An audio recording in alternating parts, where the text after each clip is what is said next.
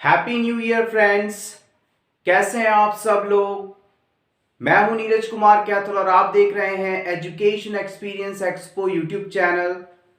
आज नए साल के पहले वीडियो में हम नई शुरुआत करने जा रहे हैं। आज हम बात करेंगे हार्ट की एनाटॉमी के बारे में। So let's begin our today's video. अब से इस चैनल पर जो वीडियोस डाले जाएंगे उसका लेवल एम्स नॉर्सेट के साथ साथ सीएचओ, ईएसआईसी, स्टेट पीएससी आदि अदर अलग अलग कई प्रकार के नर्सिंग एग्जाम्स को टारगेट करते हुए रहेगा। सो let's begin a new session with new year. सबसे पहले हम बात करेंगे हार्ट की।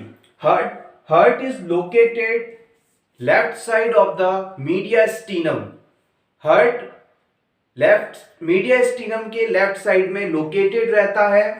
हार्ट को कुल 3 लेयर्स कवर करती हैं। सबसे पहले है epicardium. Epicardium outer most layer है। हार्ट के जो सबसे बाहर पाए जाने वाली लेयर है उसे हम एपिकार्डियम कहेंगे। एपी का मतलब होता है आउटर और कार्डियम यानी हार्ट से रिलेटेड। नेक्स्ट है मायोकार्डियम। मायो प्रीफिक्स जो कि मसल्स के लिए यूज किया जाता है और कार्डियम से आप समझ सकते हैं हार्ट।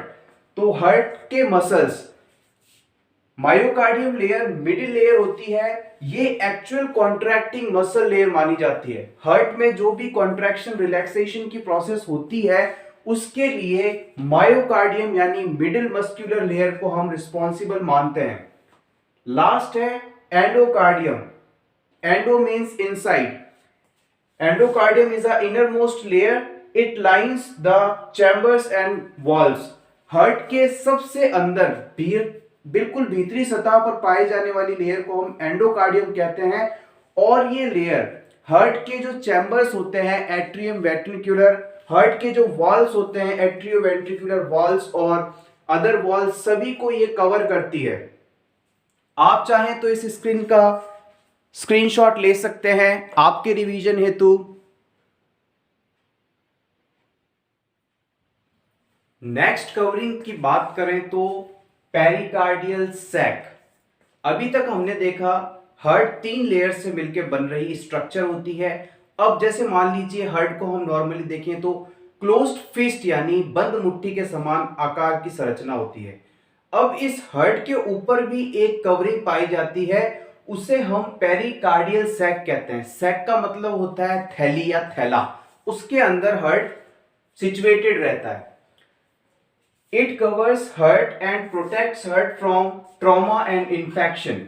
पेरिकार्डियल सैक हार्ट को कवर करता है और इसका काम हार्ट को प्रोटेक्ट करना है इंफेक्शन से। अब बात करते हैं पेरिकार्डियल सैक 2 लेयर से मिलकर बना होता है। पेरिकार्डियल सैक जो होती है थैलेनुमा संरचना जो होती है उसमें भी 2 लेयर्स पाई जाती हैं। पहली लेयर होती है पेराइटल पेरिकार्डियम और दूसरी होती है विसरल पेरिकार्डियम। सबसे पहले हम बात करेंगे पेराइटल पेरिकार्डियम लेयर की। Tough fibrous outer membrane.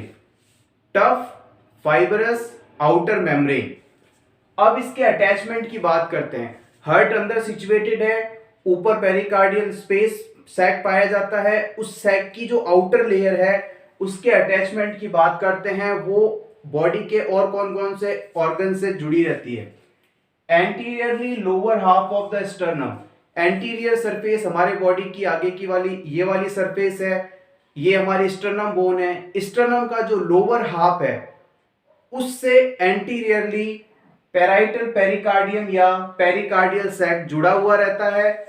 Posteriorly to thoracic vertebra. हमारा जो वर्टिब्रे का थोरेसिक वाला रीजन होता है पोस्टीरियरली पेराइटल पेरिकार्डियम वहां से अटैच रहती है। और इंफीरियरली टू डायफ्राम।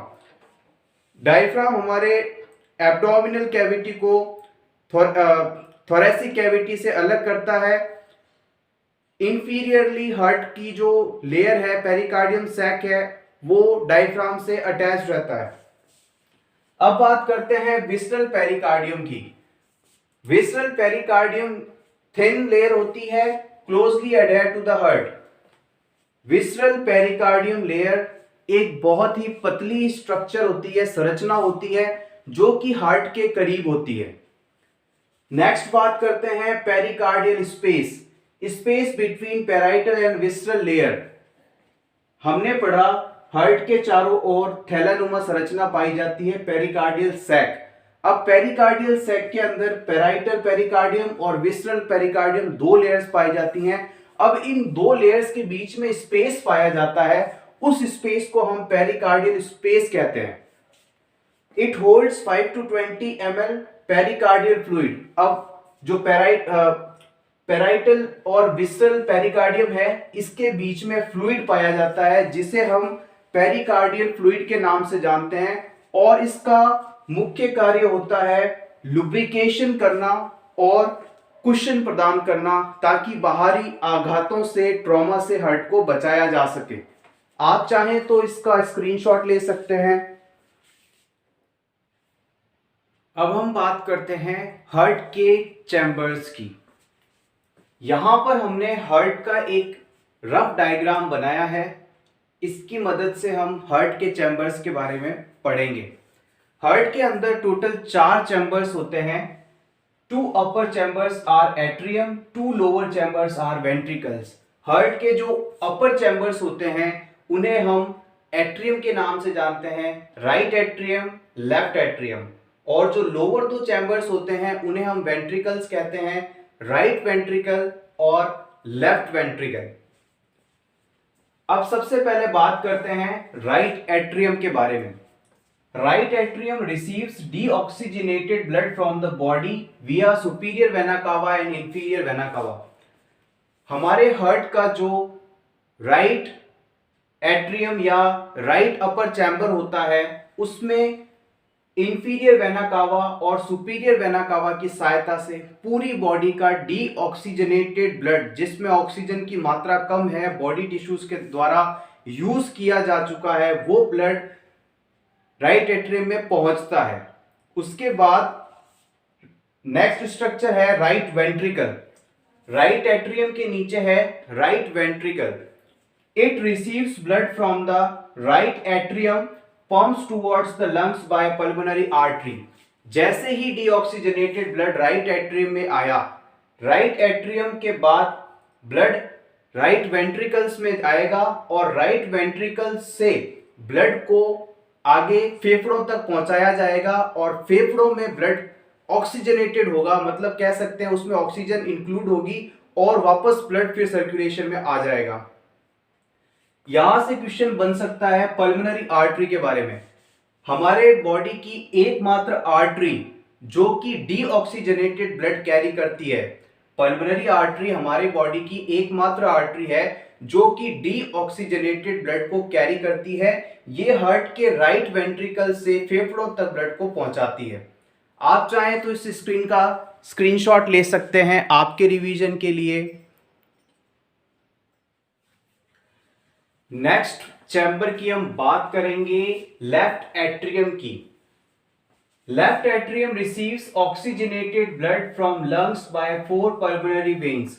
हमारे हार्ट का जो लेफ्ट एट्रियम होता है उसमें ऑक्सीजनेटेड ब्लड, यानी ऐसा ब्लड जिसके अंदर ऑक्सीजन की मात्रा फुल है, ये ब्लड फेफड़ों से लेफ्ट एट्रियम तक आता है 4 पल्मोनरी वेन्स के द्वारा।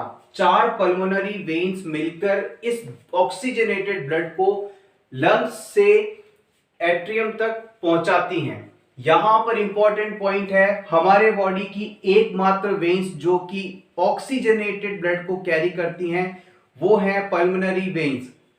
पल्मोनरी वेन्स हमारे बॉडी की एकमात्र वेन है जो कि ऑक्सीजनेटेड ब्लड को कैरी करती हैं। नेक्स्ट हम बात करेंगे लेफ्ट वेंट्रिकल की। लेफ्ट एट्रियम के नीचे लेफ्ट वेंट्रिकल सिचुएटेड होता है। Receive blood by left atrium. जो ऑक्सीजनेटेड ब्लड लेफ्ट एट्रियम में आया है, यहां कॉन्ट्रैक्शन के कारण ये ब्लड लेफ्ट वेंट्रिकल में मूव करेगा और largest and most muscular chamber, जैसा कि हमने डायग्राम में इसको थोड़ा डार्क लाइनों से रिप्रेजेंट किया है, इसका मतलब है कि हार्ट का ये चैम्बर लेफ्ट वेंट्रिकल सबसे बड़ा और सबसे मोस्ट मस्कुलर चैम्बर है। Pumps blood in systemic circulation by aorta, heart के इस चैम्बर से ब्लड फोर्सफुली एरोटा में भेजा जाता है और ये ब्लड फिर पूरी बॉडी के अंदर सप्लाई होता है। एक बार फिर से हम इसको रिपीट करते हैं। सबसे पहले पूरी बॉडी में बॉडी टिश्यूज के द्वारा, सेल्स के द्वारा, ऑर्गन्स के द्वारा ब्लड को यूज किया गया। उस ब्लड के अंदर ऑक्सीजन कम हो गई, डीऑक्सीजनेटेड हो गया। वो सारा ब्लड इंफीरियर वेना कावा, सुपीरियर वेना कावा कलेक्ट करके हार्ट के राइट एट्रियम में लेकर आती हैं। राइट एट्रियम से ये ब्लड राइट वेंट्रिकल में जाएगा, राइट वेंट्रिकल से ब्लड फेफड़ों में जाएगा, फेफड़ों में इस ब्लड का प्यूरिफिकेशन होगा, ऑक्सीजन मिक्स करी जाएगी और उसके बाद ये ब्लड पल्मोनरी वेन्स की सहायता से लेफ्ट एट्रियम में आएगा, फिर लेफ्ट एट्रियम से लेफ्ट वेंट्रिकल और लेफ्ट वेंट्रिकल से वापस एरोटा के अंदर। सो एवरीवन, ये था हमारा आज का वीडियो। आप चाहें तो इसका स्क्रीनशॉट ले सकते हैं। Thank you so much friends for watching this complete video.